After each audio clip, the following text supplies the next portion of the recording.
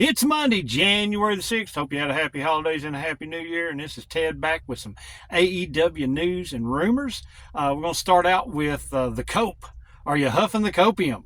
Adam Copeland, Asheville, North Carolina, last Wednesday night on Dynamite. And it was streamed on TBS and Max. And everybody started calling him Cope. Just Cope. I know it's hit the internet and some people like it, some people don't. It's been very divisive. But according to Dave Meltzer, this is Copeland's idea. I guess for all those years of just being Edge, and it's hard for, some fans to get out Adam Copeland. He's just going to be called Cope.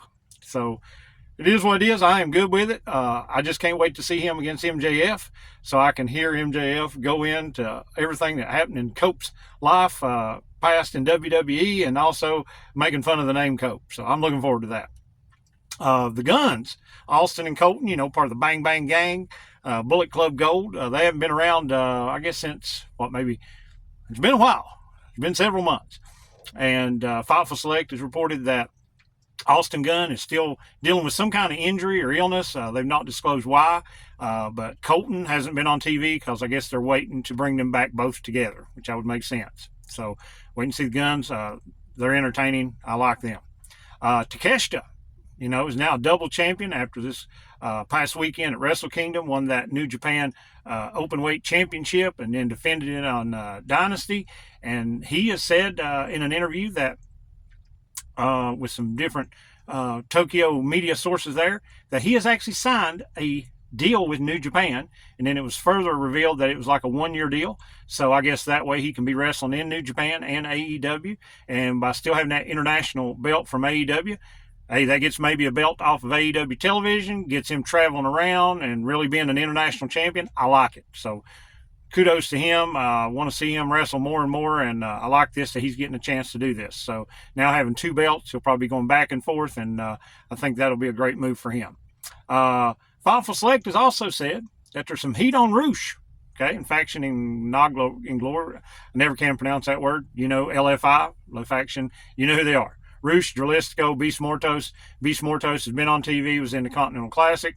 Roosh this year wasn't in it after a great showing in the first one, but Fightful Select said there's some heat on Roosh, and that may be one of the reasons he's not been on TV. I think his last time was on Rampage in November, that he got a little physical with Alec Price and Richard Holiday in a match.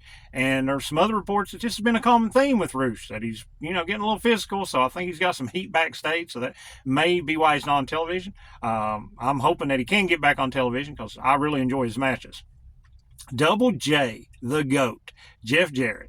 Again, at Asheville, he had this announcement, trying to tease that he might retire. I will say I was at that Asheville event. So it was just a great night, and it was funny because the first story about Cope, I didn't hear all the announcers talking about it because you can't hear the announcers when you're live show, so you have to wait to go back and watch it. And, you open your phone up and see all these people all mad. So, it's funny. It is what it is.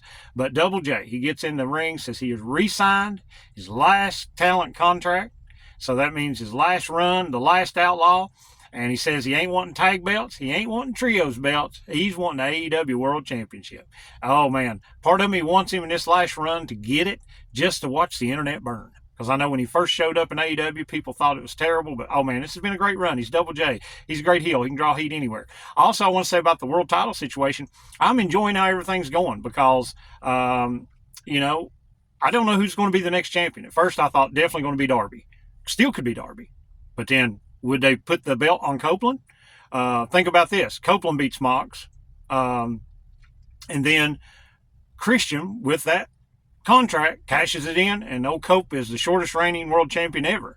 That could happen because they've still been highlighting Christian with that little contract thing. So obviously he's a player in it. You've got Hangman, him and Mox's chemistry. So he could, Kenny Omega's coming back. Is he going to get in the world title picture? MJF called out Mox.